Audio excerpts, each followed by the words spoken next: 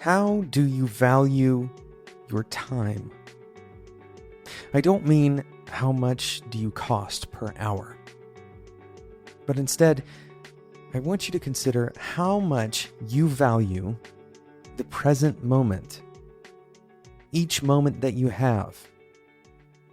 How can you place a value on those things? Whether we know it or not, we implicitly place value on our time by choosing what to do with it. In today's episode, which will be a shorter than usual episode, in the spirit of today's topic, I want to implore you to limit your options.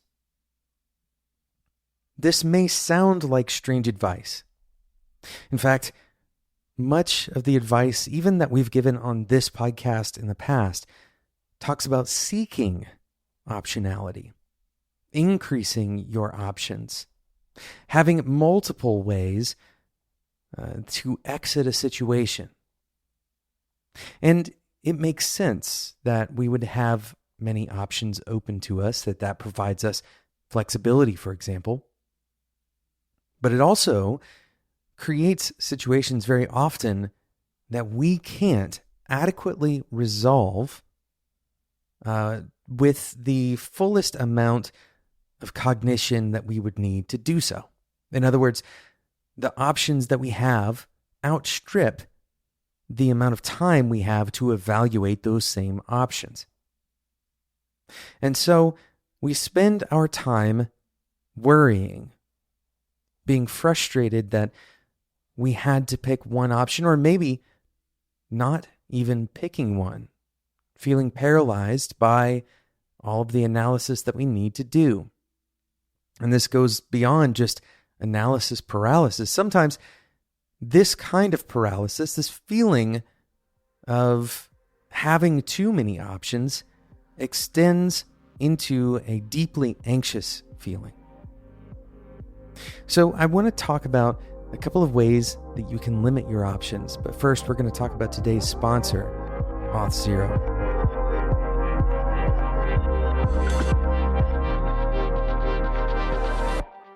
Developer T is thankful for the support for today's episode from Auth0. Identity is the front door of every user interaction. Login experience is critical to a user's experience with your app, and as a software engineer, you've probably spent countless hours on this incredibly important interaction, and it's still not done. If you're like most teams, you don't want to spend all of your time on the login. In fact, you'd rather spend almost all of the time that you were spending on the login on your core product, something that differentiates you from other people. Maybe you don't have the expertise you need to make your login experience seamless, or maybe you are concerned about security and the constantly evolving nature of login. And this build versus buy decision on login is really a no-brainer, especially as you start to scale your application. It's even better if you can solve this before you adopt a bunch of technical debt or hidden security issues with a homegrown login solution. This happens all the time, even when you think you've got your bases covered. Auth0 is here to solve your login problems for good. Auth0 provides simple, secure, and adaptable login for applications and businesses, freeing you up to focus on the problems you are best suited to solve in your product. Auth0 supports virtually every style of login you could want: social login, multi-factor authentication, single sign-on, passwordless, and much more. You can implement Auth0 in your application in as little as 5 minutes by heading over to auth0.com/devt to get started today. That's auth0.com/DEVTEA. Thanks again to Auth0 for sponsoring today's episode of Developer T.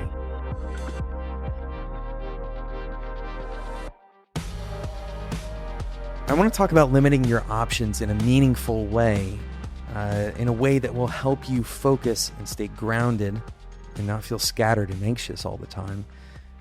But first, I want to kind of talk about what this isn't. A few years back, we talked about decision fatigue. A lot of blogs were talking about it. A lot of podcasts were talking about it. We probably talked about it on Developer T.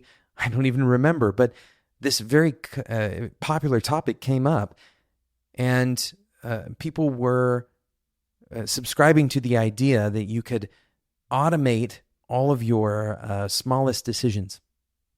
And, part of this automation would be, eating the same thing for lunch every day, or wearing the same outfit every day, having multiple of the same shirt so that you didn't have to make a decision about what you were going to wear for the day. And while I'm not here to demonize any of these practices, that's not really what we're talking about when we talk about limiting your options. Instead, I want to talk about larger decisions that you're making, or larger areas that are made up by singular habits. In other words, something that you do over and over and over that isn't a small thing like picking your clothes out. And just to expound a little bit more on why we aren't going to focus in on those small decisions. Sometimes those small decisions are a meaningfully positive part of your life. You might enjoy the variability in food, for example. And my goal on this show is not to create the most streamlined, algorithmically efficient version of you. And hopefully you can understand that the goal of this kind of elimination is to give you time to spend on the things that you really care about spending that time on. So one source of elimination or limiting your options, and it may not sound like options initially, but is simply to take control of your own calendar. If you can, eliminate the ability to even invite you to things via a calendar invite. One thing that happens very often in the workplace is meeting invites show up on your calendar before you ever even hear about them. And while some of these are meaningful and important, very often a conversation could be had that would eliminate this need for meetings showing up on your calendar. So whatever it means to you, take control of your calendar. And there's a couple of ways that you might do this. One is, of course, already mentioned, not allowing other people to make events on your calendar. You can make those events. You can accept those events, maybe. Another way you can take control of your calendar is to start by creating a brand new blank calendar. All right. And the whole point here is to create your ideal week. Ignore all of your existing meetings. What would your ideal week look like? Now ask yourself, what is the difference between this and what I think I have to do? My obligatory calendar, the one that already exists, that I didn't even necessarily, I didn't really create it. Other people influenced it, and it kind of evolved accidentally over time. And see what you can do to close the gap between your ideal calendar and your existing calendar. Now, here's the important thing. The blocks on your calendar, do your best to make the blocks as large as you can. This is a very simple heuristic. Do your best to make the blocks as large as you can on your calendar. In other words, have larger blocked times for focus. If you have 7 different things happening in your day, or 10 different things happening in your day, you're splitting a lot of your otherwise high-powered focus time into so many different places. Limit your options. Choose which events are the most important. In fact, try your best to identify your top 3 events in a given day. If you can eliminate everything else on the calendar, do what you can to make that happen. This will also give you the freedom to, for example, meet a little bit longer in your one-on-one, or take an unplanned walk if the weather is nice outside. The whole goal here is to provide yourself more flexibility and less obligation. Limiting your options is not about doing less, but about improving your focus and your capacity. Another practical way to limit your options, and this may not sound, again, these don't sound as much like limiting your options until you actually put it into practice.